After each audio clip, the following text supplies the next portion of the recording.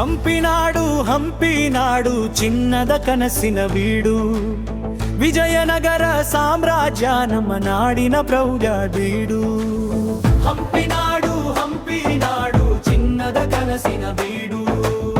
ವಿಜಯನಗರ ಸಾಮ್ರಾಜ್ಯ ನಮ್ಮ ನಾಡಿನ ಪ್ರೌಢ ಬೀಡು. ತುಂಗಭದ್ರಾ ತೀರದಲ್ಲಿ ಹುಟ್ಟಿತು ಹೊಸ ಬೆಳಕು.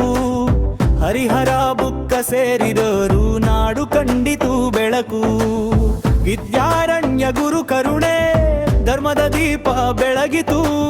ಶೌರ್ಯ ಸಿಂಹಾಸನದ ಮೇಲೆ ನ್ಯಾಯದ ಧ್ವಜ ಹಾರಿತು. ಹಂಪಿನಾಡು ಚಿನ್ನದ ಕನಸಿನ ಬೀಡು. ವಿಜಯನಗರ ಸಾಮ್ರಾಜ್ಯ ನಮ್ಮ ನಾಡಿನ ಪ್ರೌಢ ಬೀಡು.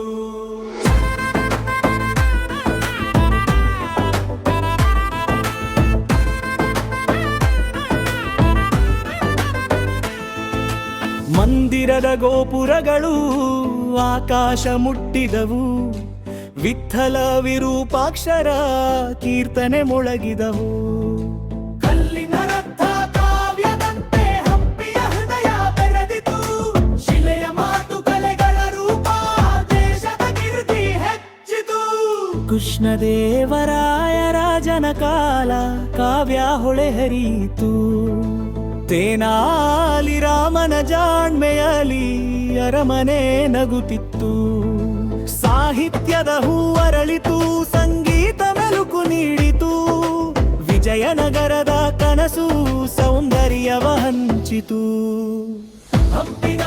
ಹಂಪಿನಾಡು ಚಿನ್ನದ ಕನಸಿನ ಬೀಡು. ವಿಜಯನಗರ ಸಾಮ್ರಾಜ್ಯ ನಮ್ಮ ನಾಡಿನ ಔಗಾರೀಡು.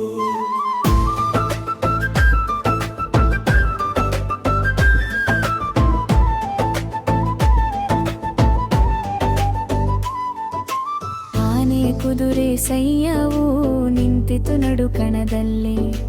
ದಕ್ಕನ್ ಸುಲ್ತಾನರು ಬಂದರು ಯುದ್ಧದ ಹೊಳಹಿನಲ್ಲಿ.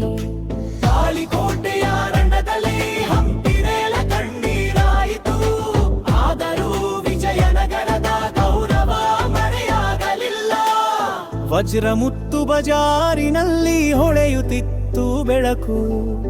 ವಿದೇಶದ ನಾವಿಕಾರ ಹಡಗು ತಂದಿತು ಸಂಪತ್ತು. ಕೃಷಿಕಲೆ ಸಾಹಿತ್ಯದಲ್ಲಿ ಬೆಳಗಿತ್ತು ನಮ್ಮ ನಾಡು. ಹಂಪಿಯ ಹೆಸರು ಇಂದಿಗೂ ಜನಮನದ ಹಾಡು. ಹಂಪಿನಾಡು ಚಿನ್ನದ ಕನಸಿನ ಬೀಡು.